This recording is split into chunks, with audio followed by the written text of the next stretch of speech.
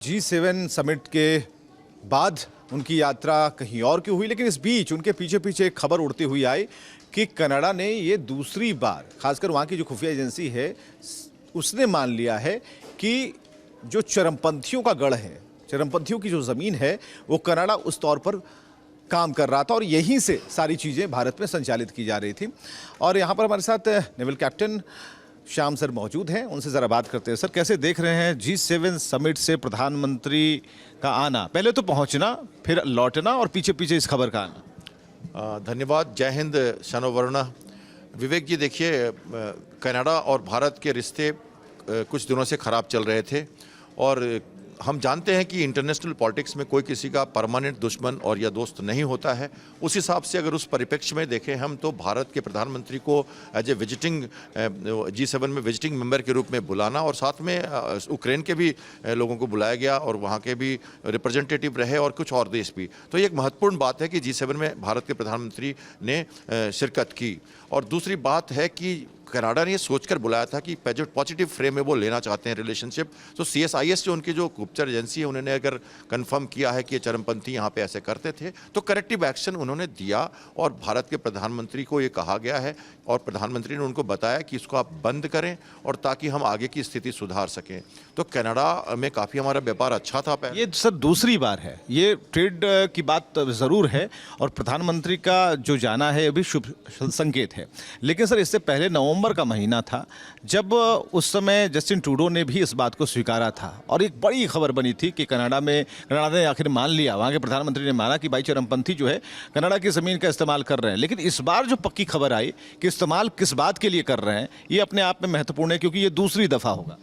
बिल्कुल, उसके ऊपर विरोधाभास दिखाया गया है। हमारी जो मिनिस्ट्री ऑफ एक्सटर्नल अफेयर्स है, हमारे जो राजनयिक है, इस पर काम बिना किए ऐसी बातें नहीं होती हैं। तो उन्हें उसकी वार्निंग दी गई, कॉशन दिया गया और ये भी कहा गया कि आप इसके ऊपर रोक लगाइए और ऐसी बातें नहीं होनी चाहिए, रिपीट नहीं होनी चाहिए। लेकिन अगर हम संबंध तोड़ दें, अपने राजनयिकों को वापस बुला लें, तो आगे बात बढ़ेगी कैसे? तो अभी उन्होंने व्यवस्था की है। आप ये कहना चाह रहे हैं कि जो कारनी है वो संबंधों में स्थिरता लाने की पहल कर रहे हैं और उसका ये नतीजा है कि बराबर ये माना जा रहा है कि हाँ, हमारे देश में ऐसा हो रहा है जहाँ से भारत विरोधी गतिविधियाँ चल रही हैं। यस, भारत भी चाह रहा है कि ऐसा हो। हमने राजनयिकों को बहाल करने के लिए बात की है, इस बार प्रधानमंत्री ने उनसे कहा है और दोनों देशों के बीच राजनयिक संबंध बहाल किए जाएंगे और ये जो चरमपंथी गतिविधियां हैं इनको बंद किया जाएगा। देखिए, G7 में जाने के कई मकसद निकलते हैं हमारे प्रधानमंत्री के, खाली यही नहीं था, इसलिए उन्होंने ये भी लिया है। मौका ढूंढा था प्रधानमंत्री ने, चूंकि जेलेंस्की के डिप्टी जो फॉरेन मिनिस्टर है, उन्होंने कहा था कि भारत बड़े सभ्यता का देश है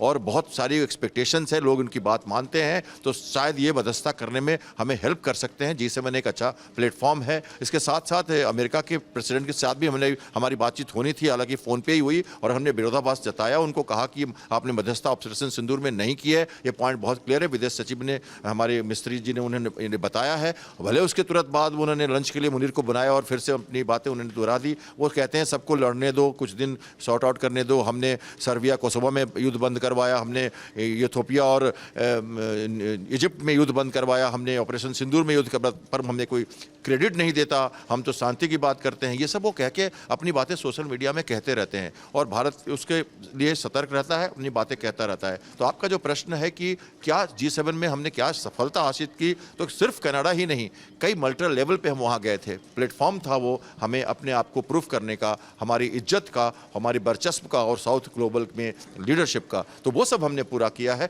कनाडा से भी हम संबंध बनाएंगे और आगे बढ़ेंगे। डिप्लोमेसी यही कहती है, कोई किसी का परमानेंट दुश्मन नहीं है, दोस्त नहीं है, और दोस्त का जो हमारे पड़ोसी हैं उनका नेवर हमारा दोस्त होता है, ये भी हम जानते हैं। तो ये सारी चीज़ें हमें करनी पड़ती हैं और देश और जनता को इसको समझना होता है। बिल्कुल, तो डिप्लोमेसी जो है, भारत अब इसकी सीख भी देगा पूरे विश्व को कि डिप्लोमेसी क्या चीज़ होती है, कूटनीति क्या चीज़ होती है, जिसका एक छोटा सा एग्जाम्पल जो है, उदाहरण जो है, अभी कनाडा से सामने आया है। तो इसी तरह अपडेट खबरों के लिए हमारे साथ बने रहिए और बने रहिए रिपब्लिक भारत के डिजिटल प्लेटफॉर्म से। शुक्रिया।